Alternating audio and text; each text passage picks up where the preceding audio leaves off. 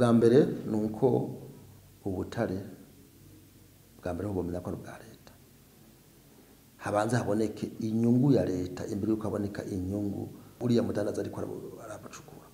Inyungu ya leta ni rusange mwene gihugu wese ashikirwe kugira ngo amafaranga azova mu butare tubone amabarabara meza mu gihugu, igihugu gitera imbere kugira ngo imbono y'igihugu igihugu cuba cifashe mu mwaka 2040 kikaba giteye mu mwaka 2060 kugira dugishikeko nuko ubu butare bwocukurwa neza hishinzwe amategeko ntagire guca ku ruhande. Murabona nkaya twebwe intara yacu iri ku mupaka byadutwaye inguvu nyinshi cyane kugira ngo ubutare ntibuze buraca hanze.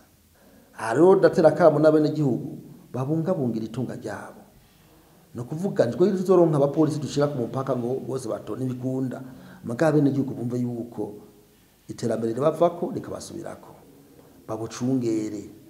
Burya abene gihugu nico gipolisi gikomeye, bumve yuko umuntu babonye ashoye ubutare hakurya y'amazi hakurya y'igihugu abasaho y'igihugu, kuko ubutare niho dukura amafaranga mva makungu.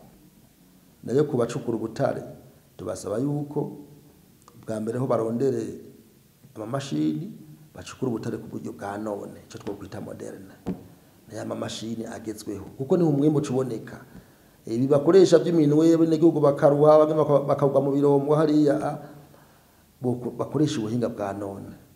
Kandi nabonye yuko baratanguye sinzi mu bamwe arashitse mu nabone ngene nako bafise amamashini ego nabona yuko ubunya ni sawa no mwimbu ca wiyongera bafise amatoni menshi ariko bambwa yuko bajanye amatoni 50 amatoni 100 urumva yuko mwimbu wiyongera.